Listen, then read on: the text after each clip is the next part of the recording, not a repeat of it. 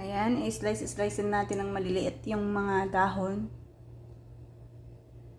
Onion leaves, correct, at saka itong pati kamatis. Ayan, na-slice na siya yung mga leaves saka yung kamatis. Tapos ito, tatlong pirasong medium size na itlog. Halo natin dito.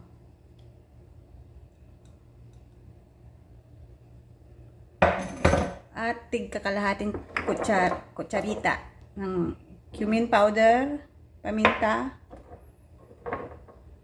curry powder, at saka asin. Sama yung asin natin. Itong asin. Tignan natin.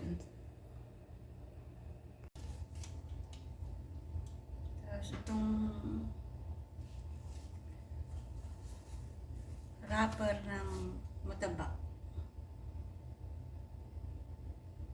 Paghihiwa-hiwalayin natin.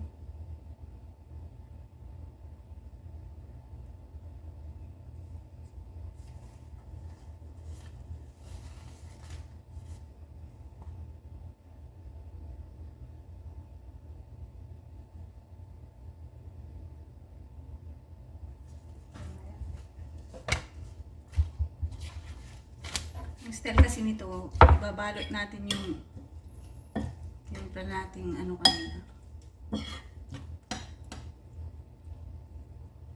Style na ganito.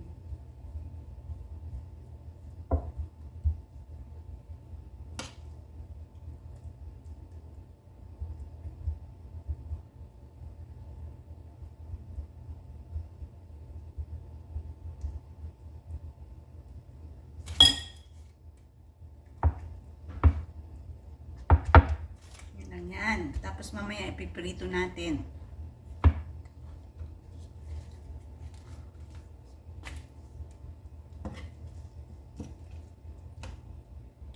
Iba kasing klase ng style ng pagluluto nito. Mutabak.